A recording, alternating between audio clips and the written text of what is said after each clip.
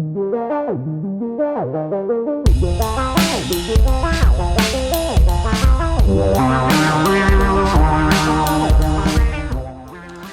what have I got here? Well, the title of the video has given it away, obviously, but I've got the new Behringer WASP clone. So, let's get into the box. It's a struggle, this. There you go. Looks like they've actually stapled the box itself. It's a bit idiotic. Nothing else in there. So no UK adapter again. Come on, Tommen.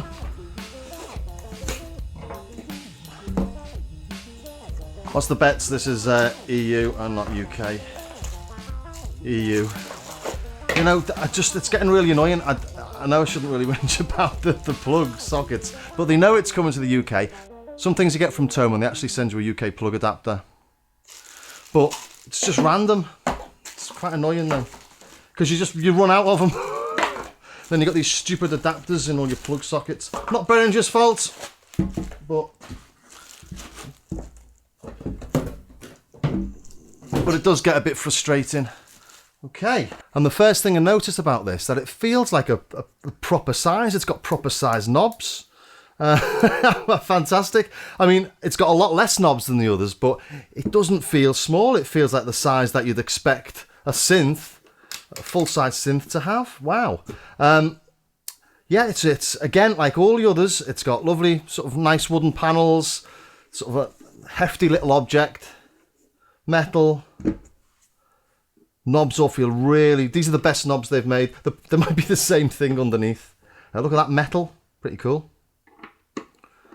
Just feels really substantial. It's quite surprising. It's got the same sort of connectors here on these 1/4 inch as you get on all the others, which are really nice and solid.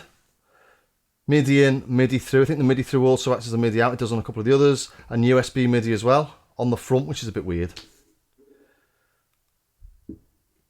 On the back, we've got the power MIDI channel through these switches, a low and a high output, and you've also got a small audio out there as well. Oscillator 1 and Oscillator 2 outputs, and an external audio in. Fantastic.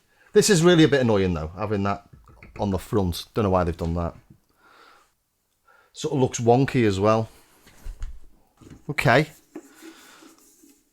So yeah, let's plug her in. Okay, set up with my trusty Korg micro key air, and then I can't help but going on about that. It is annoying being on the front. They're not connected directly. They're both connected to the Mac, and I'm using a program called MIDI Patch Bait. I mention that because quite a lot of people ask me how I do it. So we have sound filter.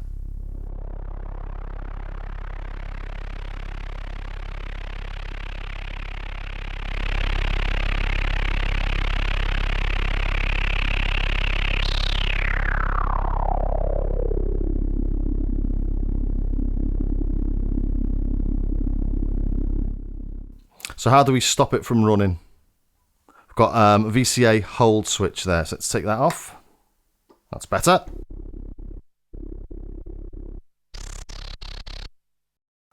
Put it on sawtooth.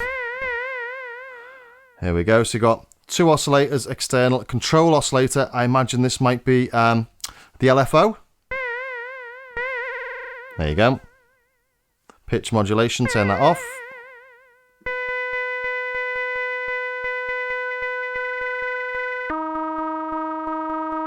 I've left it to warm up for a while now and had a little play with it, and I've noticed that there isn't a manual in the box because I wondered what this ENH oscillator value was there. I've also noticed that it's got headphones with a separate volume control, which is really nice. So I'll just run through the main functions. We've got two oscillators with an external in, a noise signal, an LFO, that's called the control oscillator here. The filter's got 4 modes, low pass, band pass, notch and high. It's 12 dB, so it's not self-resonant. We've got attack, decay and sustain envelope generator for the amplitude, and it's loopable as well using this repeat function here. So this little switch, don't know if you can hear that switching. And the control envelope, which is for the filter. Slightly different, we've got attack, decay and delay rather than sustain, but it's still repeatable. And these are the filter controls. That's the LFO control for the filter, and this is the control for this envelope for the filter as well. So let's have a listen, shall we? Got octave range from 32 foot to 2 foot. If you don't know why they're called feet, it's because of pipe organs, the length of pipe organs, bizarrely enough. So if we play just oscillator 1, yep. Let's put it on low pass.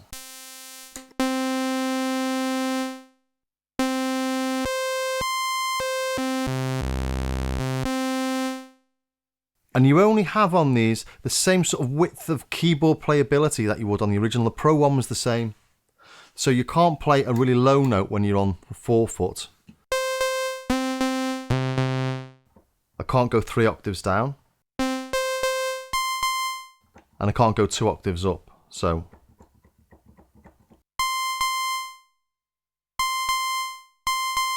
that's the highest note I can play. I can't play any higher than that.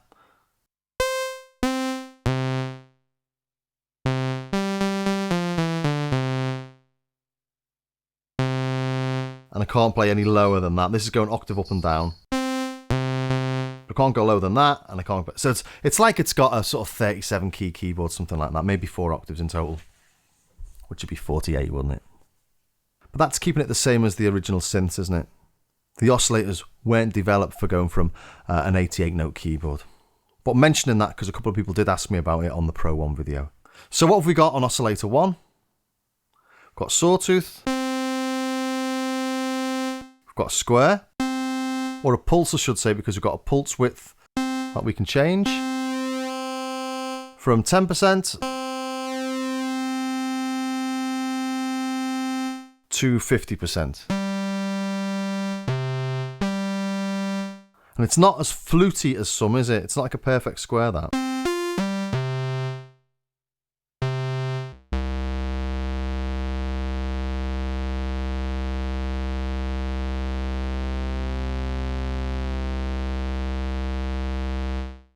And if you look at the frequency analysis on that, you'll notice that those little intermediate frequencies I talk about are still there when we're on 50%.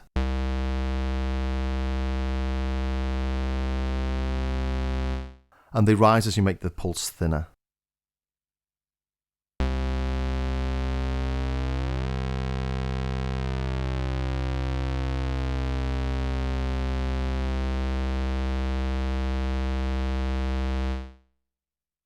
And then we've got, as I say, this weird ENH, and I couldn't work out what it was. I was looking for where the pulse width modulation was, if there is any, and it looks like, and I couldn't find how you could control the pulse width with the LFO, and you can't. But you have this ENH, which is basically pulse width modulation with a secret hidden LFO.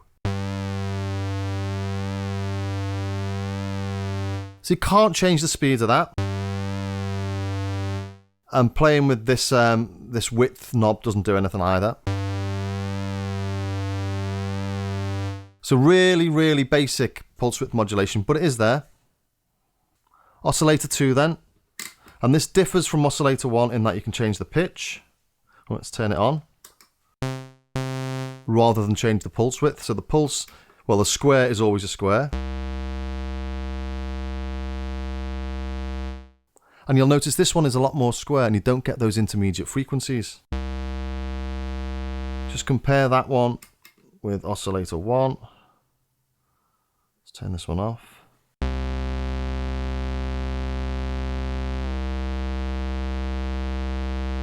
Compared to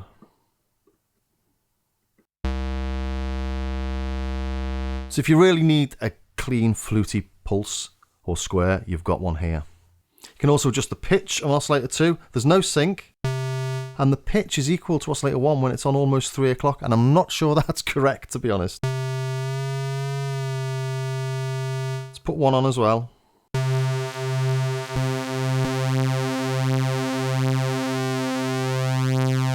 So they're perfectly in tune now. And you get about an octave range on this pitch. Let's just listen to that.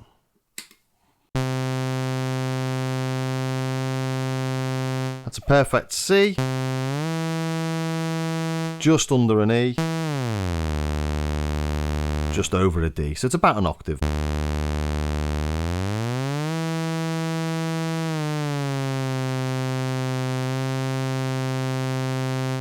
But I would have thought that'd be at 12 o'clock, but, you know, maybe that's what it was on the original, but...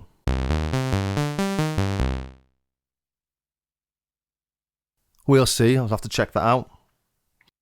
This has also got the pulse width modulation as well. So yeah, we've got an external control here and noise. Listen to the noise on its own. Quite dark, isn't it? So moving along to the LFO, which it's called control oscillator here. Got a dedicated knob for pitch modulation, and we've got the wave shapes here. So let's just do a little bit of modulation of the pitch of oscillator 1.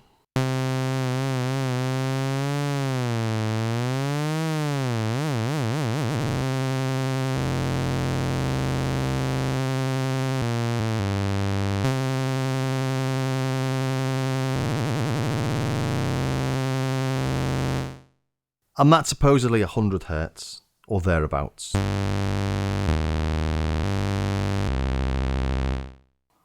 you start missing the patchability of the Crave because, of course, this doesn't have any CV ins and outs like the Pro 1 does or the Model D. So yeah, we've got sine, ramp, or sawtooth. Ramp or sawtooth, it depends which way you look at it. Square. Noise.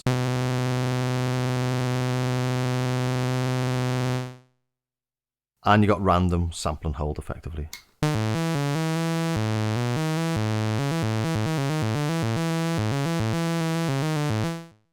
So the modulation range isn't huge and the frequencies don't go that high. But this was a 1978 sort of budget synth. And let's just have a listen to the filter, shall we?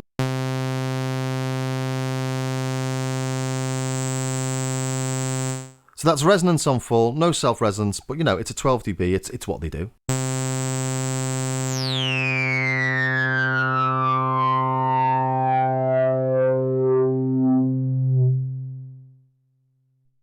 And as it's not self-resonant, you don't get those really low thunderous basses that you get sometimes when you pull your cutoff all the way down to its minimum.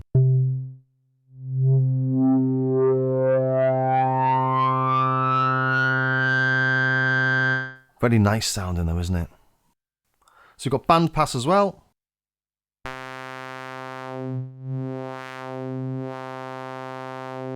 Just doing what you'd expect.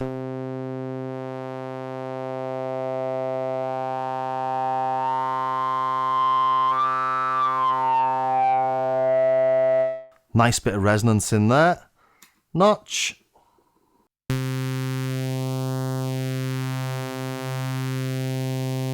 Again, doing what you'd expect. Let's add some resonance. And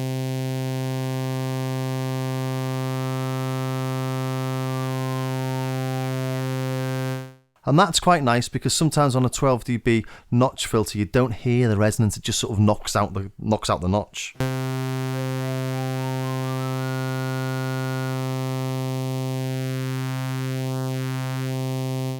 Got a real inkling to stick some chords through that. I do like a nice notch like on the OB6. And then we got high pass as well.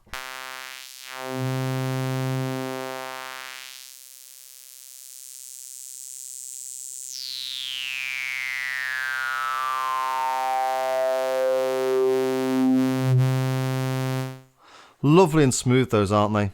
I've just done a Korg Odyssey app review and the filters were really steppy on one of them and it's really annoying. It's just so nice to have a sort of pure analog thing.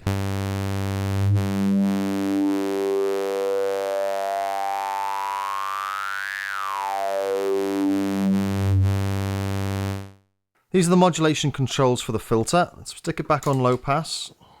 And then let's add some modulation from the LFO.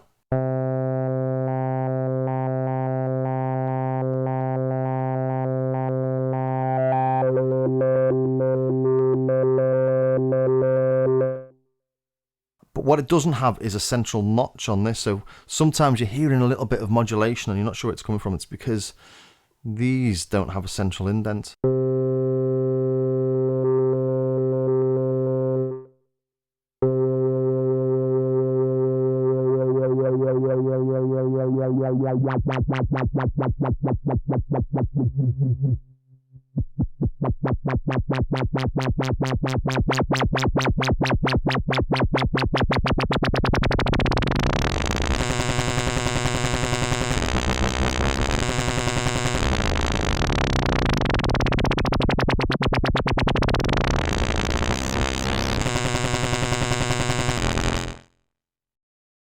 Then we've got the modulation control from the envelope. Let's take this one down to 0.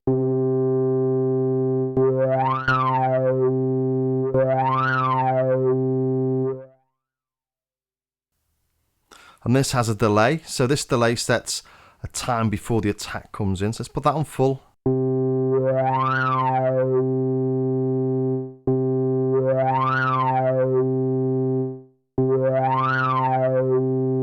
Which is a nice touch, that.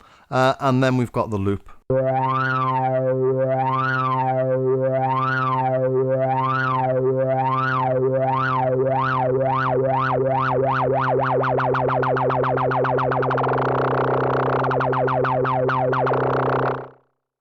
Which also acts like an LFO, doesn't it?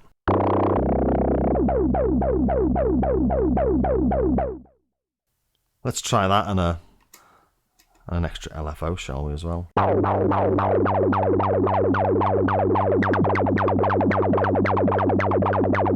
So a lot of interesting rhythms to be had there. And finally, the VCA envelope. Again, it's quite simple: attack, decay, and sustain level. Decay doubles up as release.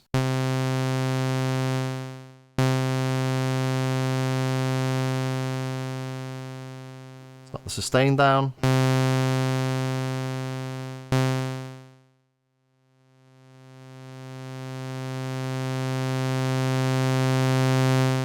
And interesting that if you turn the sustain up, it gradually creeps back up to the sustain level. The Pro one just sits where it is. Others do it instantaneously.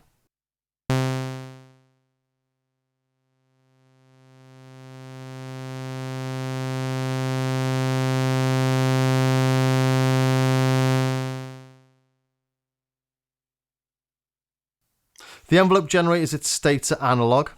I'm not entirely convinced the Pro 1's are analog. I think they may be digital envelopes like the Craves. But the literature states analog envelope generators for the Wasp. So there's all the functions.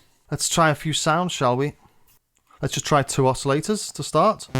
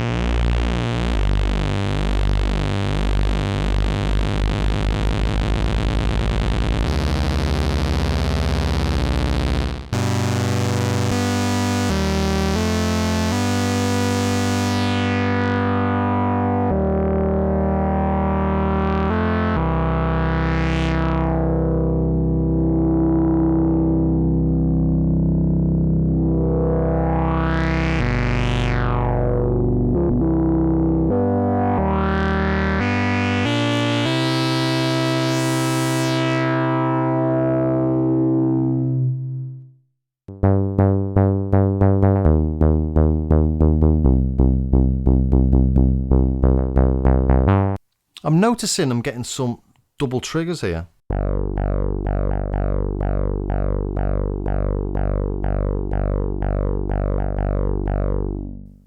And I don't know why that is. I was wondering whether it's anything to do with the envelope generators, but I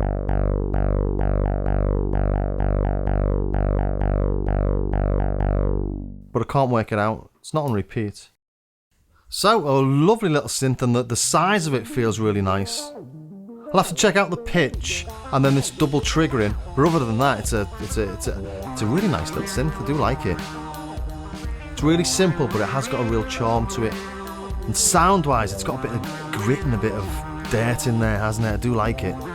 But after Wasps ruining so many picnics, who'd have thought I'd actually find the Wasp I liked? I do like it, and I hope that was of some use to somebody somewhere.